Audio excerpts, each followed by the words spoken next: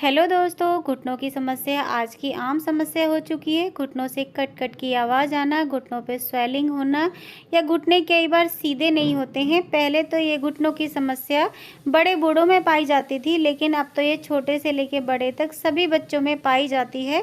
इसलिए आप घुटनों की समस्या के लिए आप कुछ घरेलू उपाय कर सकते हैं, जिससे काफ़ी हद तक आप घुटने की हालत को सुधार सकते हैं। घुटनों से आती है कट कट की आवाज़। जब बच्चे चलते हैं तो चट चट की भी आवाज़ आती है।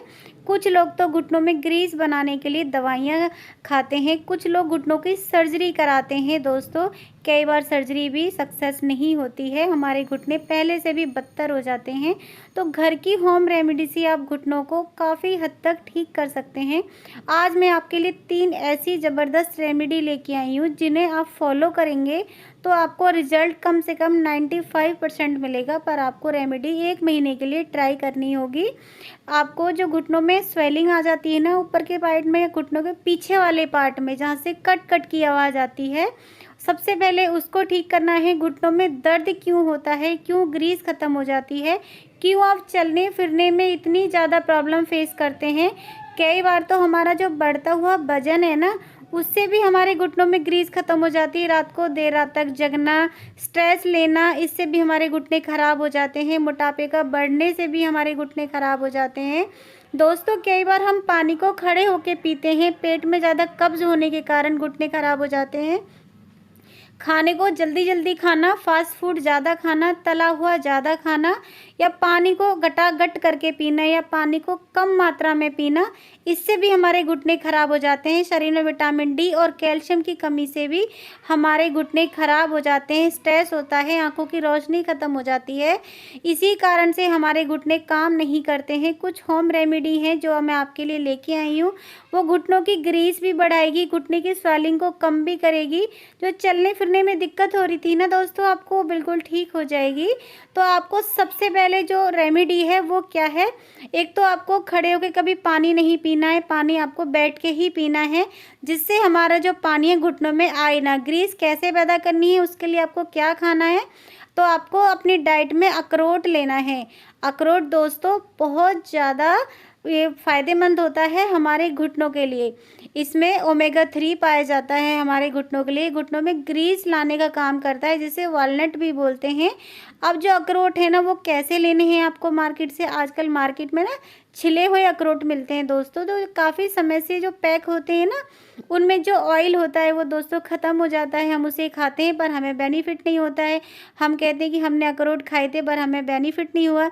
तो आपको अखरोट लेने हैं, ये वाले जो कवर वाले होते हैं, उनको तोड़ें आप घर में आके। आपको रात को 2 से 3 अखरोट भिगोने हैं और सुबह इस अखरोट को आपको चबा चबा के खाना है।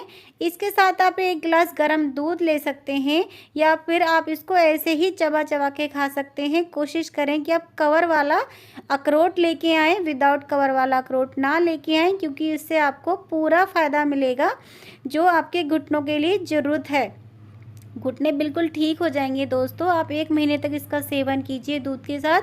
मैं दावा करती हूँ घुटनों की ग्रीस बढ़ने लगेगी, सूजन कम हो जाएगी, आप अपने को पहले से बेहतर महसूस करोगे।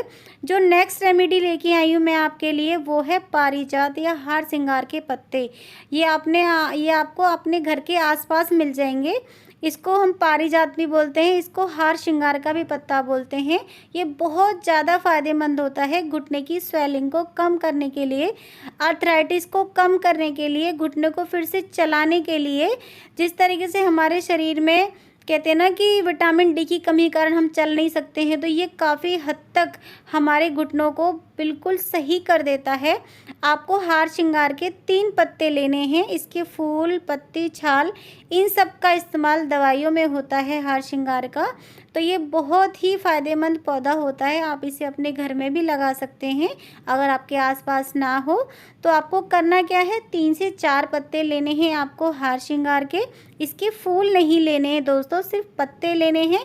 पत्तों को लेके अच्छे से वॉश करें और उसकी एक चटनी सी बना लें मिक्सी में। आपको उसके बाद लेना है हल्का कोसा पानी, गुनगुना पानी।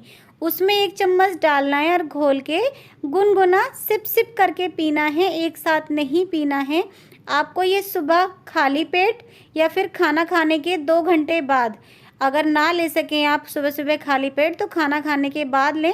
सुबह सुबह 3 गिलास गुनगुना पानी पिएं, इससे आपका पेट अच्छे से साफ़ होगा, आंतों की सफाई होगी तो हमारी पेट की बीमारियां भी कम होंगी। जो नेक्स्ट रेमेडी मैं आपके लिए लेके आई हूँ बहुत ही ज़बरदस्त है, उसको आप 1 महीने फॉलो कीजिएगा।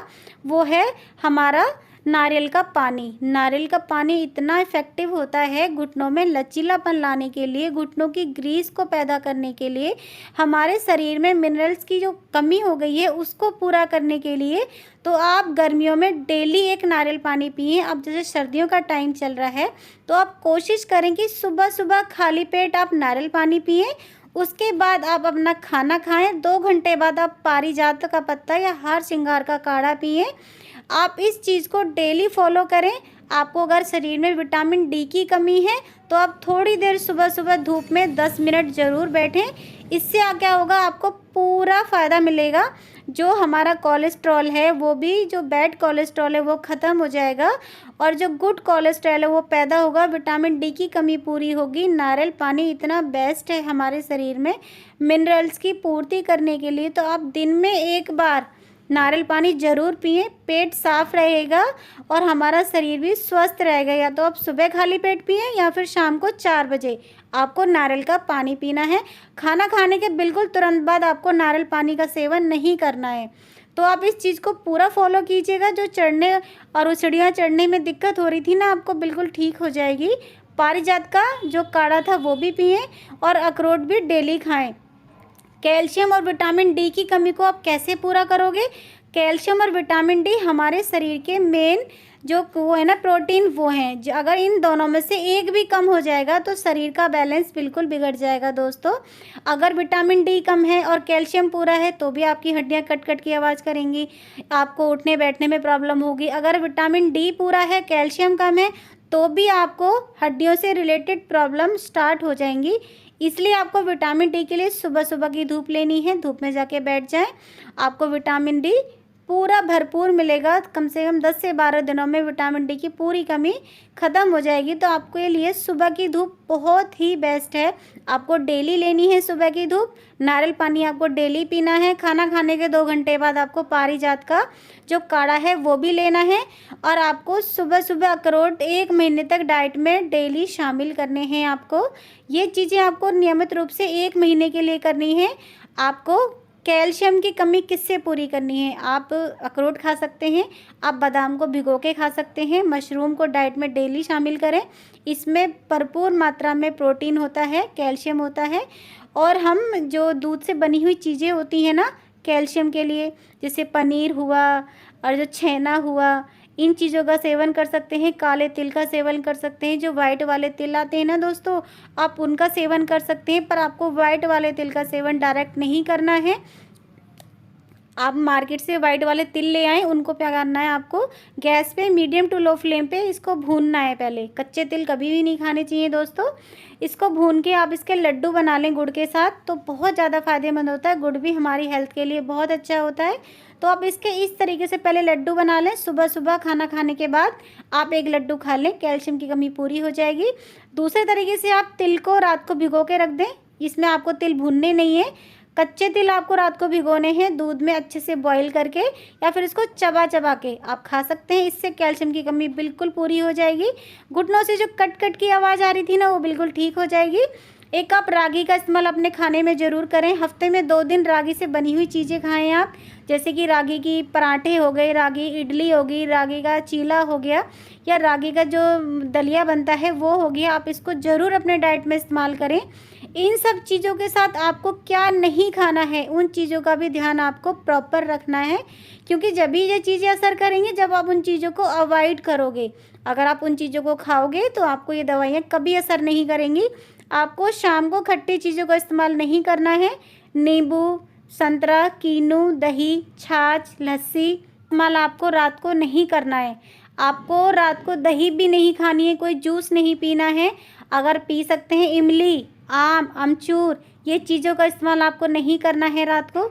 लस्सी हो सकती है तो आप दिन में पी सकते हैं। पानी को खड़े होके भी आपको नहीं पीना है। पानी को जब भी पिएं बैठ के पिएं, इस बात का बिल्कुल ध्यान रखें। पानी को सिप सिप करके पीना है, जैसे हम चाय या दूध पीते हैं। पानी की क्वांटिटी अपने शरीर में पूरी रखें। कम से कम दिन में 12 गिलास पानी पिएं। इससे आपके जो घुटनों में लचीलापन है वापस आएगा और घुटने बिल्कुल ठीक हो चाहते हैं जाएंगे। जल्दी वीडियो इस वीडियो अच्छी को लाइक लगी हो करते तो जाइए। ज़्यादा से ज़्यादा शेयर करें। मिलती हूँ